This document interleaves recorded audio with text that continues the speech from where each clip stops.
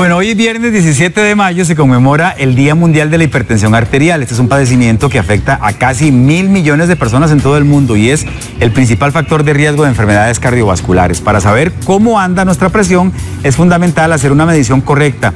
Y de eso nos vienen a conversar hoy la farmacéutica Ana Sen y el cardiólogo Luis Fernando Valerio, a quien le damos la bienvenida a este buen día. Para ambos, gracias, de verdad, por ayudarnos. Queremos hacer esta entrevista muy práctica, ¿verdad? Pero antes, doctor, quería aprovecharme de su vasto conocimiento para hacer repaso de tres conceptos básicos, ¿verdad? ¿Qué es presión arterial? Así, de la forma más sencilla, no para expertos, ¿verdad? Sino para los normales. Sí, claro. No, muy fácil. Recordemos todos que el corazón lo que hace es bombear la sangre. Esa sangre es bombeada con cierta fuerza. Entonces, la fuerza que produce la sangre dentro de las arterias va a ser la presión. Es como una cañería o un neumático, igual. Si la presión es muy baja, no va a circular bien el agua en una cañería, no llega el agua a la cocina de la casa. Si la presión es muy alta, la cañería se puede romper, como vemos rupturas en las calles, o aunque no sea tan alta, vemos que los empaques en la cocina comienzan a gotear porque fallan. Igual nos sucede a nosotros. Entonces, la presión arterial es sencillamente la fuerza que tiene la sangre cuando circula por todo el cuerpo de nosotros. ¿Cuál es el nivel o los niveles que se consideran normales de presión arterial? Sí, se considera normal una presión de 120/80. Sin embargo, en condiciones variadas la presión puede subir hasta 140/90. Arriba de 140/90 ya la presión es alta, elevada cuando se toma en las oficinas de los médicos. Si el rango es entre 120/80, pero por debajo de 140/90, la persona podría entrar en la categoría de lo que se llama prehipertenso. Sí, precisamente. Entonces decimos 120/80 es la presión normal, ideal, sí deberíamos estar todos. Después de 140/90 el riesgo aumenta mucho, pero en ese intermedio el riesgo ya comienza a aumentar un poco. Entonces le llamamos al paciente prehipertenso. ¿Cuál es el riesgo de ser prehipertenso, doctor? Uno, que va a ser hipertenso, muy probablemente. Y segundo, que ya comienzan a haber pequeñas molestias, especialmente si el paciente es diabético, o si el paciente tiene problemas renales, o si el paciente ya tiene problemas de corazón. En esa prehipertensión se aceleran las complicaciones. Ahora, pero se pueden tomar medidas en la prehipertensión para evitar pasar a ser hipertenso, ¿verdad? Sí. Recordemos que la mayoría de nosotros nacemos con la presión normal, somos gente sana. Es a través de la edad, con los años, que va subiendo la presión arterial. Si eso va sucediendo, tenemos que llamarnos la atención a nosotros mismos. Cuando vamos y encontramos la presión y decimos, no está hipertenso, pero ya está prehipertenso. ¿Por qué? ¿Será que estoy haciendo poco ejercicio? ¿Será que estoy con mucho estrés? ¿Será que mi vida está demasiado sedentaria? Pues sí, hay posibilidad de intervenir y evitar que el paciente progrese a la hipertensión arterial. No es una condena. Perfecto, eso me parece muy importante resaltarlo. ¿Cuáles son los síntomas de la hipertensión? Sí, generalmente no da síntomas. Es asintomático. Por eso le llaman el enemigo silencioso, ¿verdad? El enemigo silencioso. Cuando ya aparece un síntoma, el primer síntoma puede ser un infarto, o el primer síntoma puede ser un derrame cerebral, o como hemos hablado, problemas renales, o en los señores, disfunción eréctil. Entonces, generalmente no tiene síntomas, pero en personas jóvenes que la presión sube rápidamente, que eran normotensos y sube rápidamente, ellos sí pueden quejarse de un dolor de cabeza hacia el lado de la frente y detrás de los ojos, que les puede incomodar. Los otros dolores de cabeza, como la migraña, la jaqueca o el dolor en la parte posterior, no guardan relación con la hipertensión arterial. Pero este sí característico es hacia la frente, los ojos, y generalmente es matutino, en la mañana. Perfecto. Yo sé, porque usted lo ha dicho en el programa muchas veces, pero quiero repasarlo, que hay factores de riesgo que son que yo puedo corregir o manejar, y hay factores que no. Por ejemplo, la genética es un factor que no, ya yo vengo con eso. La herencia es otro factor que no puedo modificar, pero hay factores modificables, ¿como cuáles? Sí, es buenísimo volverlos a recordar. Bueno, lo primero es la actividad física para la hipertensión arterial. Una persona que se vuelve sumamente sedentaria, la circulación no es la adecuada. Y verá qué curioso, cuando uno sale a hacer ejercicio y camina, el corazón va más rápido y la sangre circula más rápido. Esa circulación de la sangre a través de las arterias estimulan la pared y es como un masaje. Y donde estimula la pared de las arterias, las relaja y baja la presión. Por eso cuando una persona sale a hacer ejercicio, hasta 4 horas después de haber hecho el ejercicio, está con la presión baja. Pero es importantísimo. Luego el sobrepeso. Si subimos de personas que antes eran delgadas, se engordan y se les sube la presión, esas personas vuelven a bajar de peso y la presión se les vuelve a normalizar. A veces les damos tratamiento y tenemos que quitárselo porque se les baja la presión. El consumo excesivo de sal. Si nos fuimos de fiesta y les gustó ponerle sal a las bebidas o a las frutas y se excede la cantidad de sal, se les va a subir la presión. Pero si la eliminamos o la reducimos, no hay necesidad de eliminarla, es solo reducirla. El no agregar sal extra, eso es suficiente para bajar la presión. Los que fuman, no fumar. Ahí sí, la tolerancia es cero, no se debe fumar. El exceso de licor, el exceso. El tomarse 1 o 2 tragos o 1 o 2 copas de vino o 1 o 2 cervezas no debería de subir la presión. Pero cuando se pasan, sí. Entonces, al que toma mucho, les recomendamos baje la cuota. Y el estrés. El estrés es parte de la vida moderna. El estrés es el esfuerzo en que estamos constantemente para tratar de cumplir con nuestras metas, con nuestros objetivos propios o los que nos imponen. Esa es una condición que también eleva la presión arterial y que todo eso es modificable. Perfecto. Doctor Asen, ¿a qué hora es más apropiado tomarse la presión? Para comenzar como con la parte práctica, que es lo que nos va a ocupar en los próximos minutos. Claro, lo ideal es en la mañana, cuando recién nos levantamos. Lo primero es que vamos al baño, vaciamos la vejiga, preferiblemente que no haya todavía tomado café, que ojalá no haya fumado. Si fuma la persona, lo ideal, como dice el doctor, es que no fume, pero si la persona fuma, pues que todavía no fume, ¿verdad? Y en ese momento puede tomarse la presión, y esa presión es la presión base con la que estaríamos arrancando el día. Ahora, ¿cuántas veces seguidas o cuántos días seguidos yo tengo que monitorear la presión para que me digan, bueno, usted es hipertenso o está en la prehipertensión? Porque yo entiendo que no solamente con una toma, ¿verdad? Nada más. Claro, así es. Bueno, eso depende de cada persona, de cada paciente, porque depende si un paciente está en control, ¿verdad? Si el paciente tuvo algunos eventos que dieron a indicarnos que puede tener una hipertensión, lo que se hace es que se toma por varios días. Si asiste a una farmacia o a un centro de atención, lo ideal es que sean unos 15 días. Pero igualmente depende del pacientito. Si él presenta crisis, pues ahí podrían ser unos 3 días, y con esos datos ya podría ir a donde el médico para que el médico le inicie un tratamiento adecuado. Ok, si la persona ya está en control, ¿debería tomarse la presión todos los días a la misma hora? Así es, eso es lo ideal, todos los días a la misma hora, bajo las mismas condiciones, ya sea de ejercicio, de alimentación, para que eventualmente esa sea una referencia, porque la presión normalmente durante el día no es la misma, ¿verdad? Puede cambiar. Entonces, la idea es que tengamos una referencia basado en las mismas condiciones de toma. ¿Qué puede pasar si yo no hago eso? Es decir, si yo no me tomo la presión a la misma hora todos los días, o resulta que un día lo hice después de hacer ejercicio y otro día no, un día lo hice después de tomar café y el otro día no. ¿Cómo varía eso, el rango que me da? Nos va a alterar.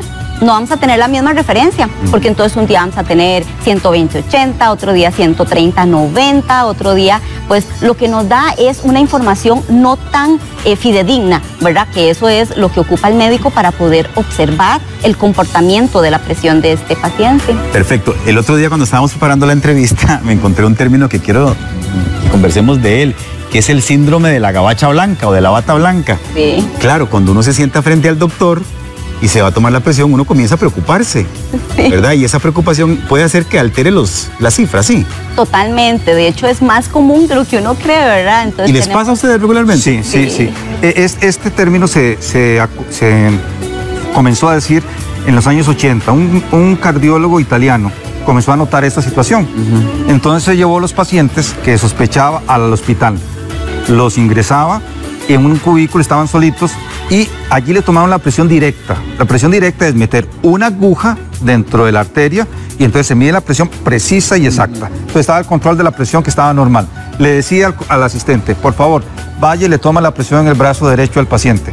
Apenas veía al entrar al médico por la puerta, se le subía la presión y se confirmaba que la tenía alta, le tomaban la presión, la tenía alta. Salía y le bajaban la presión. Entonces ahí fue donde dijeron, no puede ver la gabacha blanca porque se le sube la presión. Son personas con un estado de hiperalerta que están muy atentos a lo que va a suceder y se les sube la presión. ¿Y qué hacen ustedes en esos casos? ¿Dejarlo que se relaje un poquito o hacen una segunda toma? Así es. quitarse la gabacha. Eso es lo primero. Tratar de generarle un ambiente más de confort, ¿verdad? Que el paciente se sienta relajado, que no es nada malo, ¿verdad? La gente cree que ya al ir a tomarse la presión ya es algo seguro de que está mal. Estoy mal. Y no es así, ¿verdad? Entonces, generarle un ambiente de confort. Sí, si la persona acaba de comer y se toma la presión, ¿eso influye en el resultado? Claro, por supuesto. Igual que con el fumado, igual que con el licor y otras situaciones que pueden afectar, es mejor que se espere unos 30 minutitos. Ok, ahora existen máquinas maravillosas, ¿verdad? Que son muy prácticas y fáciles de manejar. Sí. ¿Es conveniente que yo me tome la presión yo mismo o yo debería pedirle a alguien en mi casa que lo haga o debería ir a la farmacia, a donde el farmacéutico o debería ir donde el doctor? En realidad, cualquiera de las 4 opciones puede ser, siempre y cuando la técnica esté bien realizada, que sea bajo las condiciones que hemos mencionado. Y el mismo paciente, hay pacientes que son, ¿verdad?, muy diestros y pueden tomarse la presión solitos. Ok, de esa técnica que está hablando la doctora es de lo que vamos a conversar en los próximos minutos. Pero antes, hay unos aparatos que toman la presión que se colocan en la muñeca, creo, y otros en el brazo. Así es. ¿Eso varía en alguna forma el resultado o son por igual buenos los dos? Sí, uno lo que busca es exactitud, ¿verdad?, precisión a la hora de la toma. Lo ideal es utilizar el del brazo. El del brazo. Que ese nos va a dar una información más fidedigna. Perfecto. Pero sin embargo, si el pacientito está con su aparatito en la casa y es una persona que está en control, perfectamente puede utilizarlo en su casa, ver todos los días ese resultado y en el momento en que se genere una alerta, una diferencia de lo que normalmente venía viendo, entonces acude al médico, acude al farmacéutico para verificar esa información. Bueno, perfecto. Para hacerlo más práctico, les voy a pedir que nos pongamos de pie y nos vengamos para acá donde está mi amiga doña Alba, que está muy relajada, ¿verdad? No está nerviosa usted ni nada. Tranquila. Está feliz aquí, como en casa. Ah, sí, claro. ¿Cuál es su apellido, doña Alba? Alba Inestrosa. Mucho gusto conocerle, muchas gracias por servirnos de ejemplo, ¿verdad? Okay. Lo que queremos es que allá en la casa, exactamente, si usted ubíquese donde usted considere que es más provechoso para usted y más claro. Lo que queremos es repasar algunas cosas básicas, ¿verdad? Para que entendamos por qué esto de la técnica que dijo la doctora Sen es fundamental. Y la primera pregunta que me surge a mí es, yo la veo ella sentada. Exacto. ¿Es mejor que esté sentado el paciente, la persona? Definitivamente. Ahora, hay pacientes que están encamados, ¿verdad? Entonces eso hay que tomarlo en consideración. Igual si estuviera encamado, lo que se busca es que el bracito esté a nivel del pecho, ¿verdad? Que tenga una altura en donde ese bracito esté a este nivel. Que haya un soporte como esta mesa es importante. Es importante. El paciente debe estar tranquilo, relajado y sentado de una manera, pues, que no se mueva la silla o no se mueva la mesa. Ok, ¿por cuánto tiempo tiene que haber estado el paciente en reposo antes de la toma de presión? De 5 a 10 minutos es lo ideal. Sentadito ahí. Sentadito, respirando, tranquilo, relajado. Pero bueno, eso también depende del paciente, ¿verdad? Hay pacientes que vienen un poquito alterados, entonces se les da un poquito más de tiempo. Sí, a lo que me refiero es a que, por ejemplo, si yo salí en la mañana a caminar y quiero tomarme la presión inmediatamente después, ese valor va a salir un poquito alterado porque yo vengo acelerado, ¿no? Totalmente. Es mejor claro. esperarme en ese momentito. caso, 30 minutos. 30 minutos Mínimo. si salió a hacer ejercicio. Exactamente. Aunque sea una caminata corta. Aunque sea una caminata. Ajá. Porque hay gente que camina más rápido y también igual se altera. Ok, ¿en qué brazo? Porque también he escuchado cosas que dicen, tiene que ser en el izquierdo porque es el brazo del corazón. Otra gente dice que no, que en el derecho no importa. En realidad en cualquiera de los dos, pero en medicina normalmente lo que se maneja son guías, ¿verdad, doctor? Claro. Entonces la guía nos recomienda que sea en el brazo izquierdo, como para que todos hablemos el mismo idioma, pero en realidad el paciente se puede tomar en cualquiera de los dos. Perfecto. La fajita, ¿a qué altura del brazo? Que debe de haber al menos unos 2 centímetros o 3 encima del área donde ella dobla el brazo. Del codo. Del codo interno, digamos. Ajá. Ok, entonces repita eso, por favor. Ok, 2 centímetros a 3 sobre el área donde ella flexiona. Ok, sí, no todos tenemos los brazos igual. O sea, hay gente que el brazo más gordito, más flaquito. Así es. ¿Las fajas traen forma de ajustar eso? Totalmente. O sea, hay fajas más largas, más pequeñas, inclusive hay para niños fajas. Ajá. Entonces eso sí va a variar.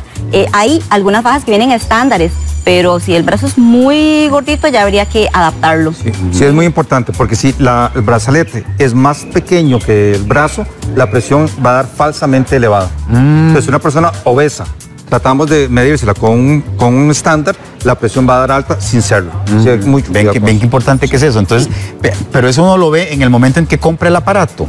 Sí, claro. Por ejemplo. Por supuesto, uno lo mide, ¿verdad? Lo ideal es que tenga una asesoría en el momento que realiza eso y que inclusive ahí mismo se lo puedan tomar. Ok. También quería preguntarles esto. ¿La persona puede estar hablando en el momento en que le están tomando la presión? No. Ni estar moviéndose. Hay que estar quieto y calladito. Calladito, relajadito. Ok, perfecto. Le hacemos el ejemplo, exactamente, sí. Como simplemente para saber, ¿verdad? Usted no se preocupe. Tranquilo. Respire hondo. Ahora respire normal. Más o menos como un minutito. Es lo que dura la toma. Okay. Ahí el aparato, ¿qué es lo que está haciendo? Bueno, yo sé que está tomando, pero eso se infla un poquito, ¿verdad? ¿O no? Así es. No. Se genera una presión a nivel interna. Y eso es lo que ella siente y no deben de asustarse. Hay gente que se asusta en ese paso. Claro, porque comienza a comprimir. Presiona. Ajá, exacto. Ahora estos aparatos también son un poco más inteligentes, entonces cuando la presión está más alta a lo normal, ella misma se adapta y presiona más. Perfecto. Yo veo que doña Alba tiene su puño abierto. También he visto que hay gente que lo cierra o que lo abre y que lo cierra. Sí, no. ¿Eso no afecta o qué? Sí, debe estar con la mano relajada, como dice la doctora. Okay, relajadita, sí, abierta. Exacto. Ok. Ve, doña Alba está en 124/72. Excelente, doña Alba, la felicito. Gracias. Voy a volverlo aquí para que lo vean, el resultado. Aquí. Ahí está. Excelente. Está como un Toyota usted. Sí, ¿verdad? Nuevecita. Sí. Qué bárbara. Totalmente. Bueno, vean, hay muchas preguntas de la gente ya y quiero que vengamos con ellas. Luego de la pausa vamos a hacer un corte aquí y ya volvemos a contestar algunas de las preguntas más importantes sobre toma de presión. Recuerden que estamos hablando de la forma correcta, de la técnica correcta de hacerlo. Harold es nuestro compañero de trabajo acá en Teletica y se tomó la presión voluntariamente. ¿Le está dando qué resultado, doctora? 140/87. Está altito, ¿va? Está altito. Y don Harold es que es hipertenso y no se ha tomado el medicamento. Bueno, de eso, ahí está Harold, salude. Pero me parece, le pedí que se quedara porque hay algo que es bien importante. Harold hoy salió de su rutina, digamos. Así es. Él trabaja en otro horario, hoy tuvo que entrar temprano y no se había tomado la pastilla. Así es. Entonces, ese valor, digamos, está dado sin el tratamiento. Así es. Pero esto lo que nos refleja es que él requiere el tratamiento. Entonces, una recomendación que yo le daba a don Harold es que antes de tomarse el medicamento, inclusive, que se tome la presión, ¿verdad? Si tiene un aparatito en la casa, para ver si el medicamento le está cubriendo las 24 horas. Y a veces eso también hay que considerar. Perfecto. No es necesario llamar a la Cruz Roja, ¿verdad? Ahorita no. Muchas gracias, Harold. Doctora, si quiere viene por acá, porque tengo un par de preguntas que nos pueden ayudar. Quería preguntarles por la toma de la pastilla, ¿verdad? Del tratamiento. ¿Cubre 24 horas exactas?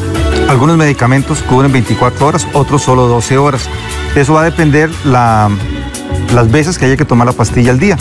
Por ejemplo, las frecuentes, la enalapril cubre 12 horas, hay que tomarla cada 12 horas. Entonces, si se toma solo una en la mañana, los va a proteger durante las primeras 12 horas del día, pero ya en la tarde, noche y la madrugada quedamos desprotegidos. Otras sí cubren 24 horas. La tendencia actual es usar medicamentos que protejan las 24 horas. Sí, me parece importante eso, porque he escuchado a mucha gente decir, es que no importa que no actúe el medicamento durante la noche, porque en la noche estoy relajado y estoy dormido. Mentira, la presión se sube durante la noche también, ¿verdad? Sí, es lo normal. Para todos nosotros que la presión descienda en la madrugada, debe descender por lo menos un 10% respecto al día. A los hipertensos, muchos hipertensos no les desciende, o peor aún, les sube, hacen un pico, y eso es muy peligroso. Y si no está protegido con el tratamiento, puede producir eventos. Y vean qué triste, que la mayoría de los eventos cardiovasculares suceden en las horas de la mañana, por eso, así es, porque el paciente no estaba protegido. Perfecto, vean, vamos a ver, Beatriz Calvo, tengo 64 años, soy diabética, presión alta y tengo un combo, dice. Siempre he mantenido la presión con tratamiento. Me he dado cuenta que cuando como cebolla morada se me sube. ¿Es posible que ese alimento suba la presión o son solo ideas mías? ¿Qué se sabe de la cebolla morada? Nada. No tengo yo información al respecto. Sé que tiene fibra, ¿verdad? Entonces, más bien no debería ser. Doña Beatriz, debe ser idea suya. O si no le gusta, si no le gusta comer cebolla y la come en contra, se le puede subir la presión. Es como un niño, obligarlo a comer algo que no le gusta, le puede afectar, pero no es. Lucía Wolf pregunta si las personas negras tienden a tener presión más alta y qué medicamentos son recomendados para esta población. Sí, los pacientes afrodescendientes tienden a tener presión más alta. La causa es una selección genética que hubo. Recordemos que nuestros paisanos afrodescendientes son personas que fueron secuestradas en África, obligadas a marchar sobre el campo hasta la costa, fueron hacinados en barcos, traídos obligatoriamente acá, y entonces la gente que tenía presión baja o no podían sostener la sal, se morían de camino. Quienes llegaron a este lado del mundo son personas que con poquita sal se sube la presión, con poquita comida se engordan fácilmente. Entonces sí, el afrodescendiente en América tiene más tendencia a ser hipertenso, lo cual no sucede en África, son los que están acá. Y parece que es más difícil controlarles a ellos la presión. Los medicamentos, sí, conocemos grupos de medicamentos como los calcioantagonistas que son especialmente efectivos en ellos. Ok. Shir Salas pregunta si el aparato de muñeca sirve igual que el que acabamos de utilizar. Bueno, se puede utilizar como una referencia. En realidad, si usted tiene el aparato en la casa y él tiene una presión normal, podemos utilizarlo para evaluar si se mantiene normal. Si ya en algún momento se genera un pico o se incrementa o hay alteraciones en esa toma, debería de confirmarlo, debería verificar en otro centro de atención. Doctora, si una persona está pensando en comprar un aparato, es mejor que compre el del brazo. Totalmente, eso nos va a dar, mejor ese. Claro. Es más preciso. Más preciso, sí. Ok, perfecto. Marisol Garro dice que le aplicaron una inyección de medroxiprogesterona para parar un sangrado, pero le disparó la presión alta que antes nunca la había tenido. ¿Eso es normal? No. Con la progesterona no es tanto. Los estrógenos son los que más elevan la presión arterial. No es tanto. Probablemente ya sea hipertensa porque más bien con sangrados uno esperaría que se le bajara la presión arterial. Debe estarse controlando. Probablemente es que hasta ahora está asistiendo a consulta y se está dando cuenta que padece de presión alta. Ok, Ana Obando, soy hipertensa, tomo una enalapril de 20 al día, pero desde que la tomo me agarra mucho dolor en el pecho y en los brazos. Yo tengo los triglicéridos altos. ¿Los dolores que me dan tienen que ver con eso o tienen que ver con la toma de la pastilla? Pregunta, ¿son efectos secundarios de la pastilla? No son efectos secundarios de la pastilla. Más bien debe cuidarse, porque si es hipertensa y tiene triglicéridos elevados, esos dolores de pecho debe revisarlos. Recordemos que los hipertensos, las personas que tienen problemas de grasas en la sangre, los diabéticos, tienen más posibilidades de desarrollar enfermedades cardiovasculares. Y siempre que haya dolor de pecho, siendo hipertenso, es mejor consultar. Perfecto. Y para terminar, la pregunta de Jennifer, ¿cómo afecta la presión alta la capacidad reproductiva de los hombres? Usted mencionaba la disfunción eréctil como uno de los efectos, sí, ¿verdad? Sí, la disfunción eréctil, pero no la producción de espermatozoides. Ajá. Ni la capacidad de engendrar. Pero sí, uno de los problemas con probablemente el primer problema que encuentra el varón cuando es hipertenso es que comienza a tener disfunción eréctil. Las señoras se dan cuenta que no funcionan completamente. No es que no tengan erección, nada más que ya no es tan sostenida y puede provocar, entonces sí, problemas para tener familia. Perfecto, bueno, muchísimas gracias. Esperamos haberles ayudado con esta técnica correcta de toma de presión y los consejos que nos dieron los doctores. Si usted quiere ubicar al doctor Luis Fernando Valerio, que es cardiólogo, está en el 2443-3060 y en el 2443-3070. Ahí está. Y la farmacéutica Anacent está en el 2275-8850. 2275-8850. ¿Verdad? ¿Estamos bien? Gracias. Muchas gracias. Mucho gusto. Un placer. Entonces. Un placer.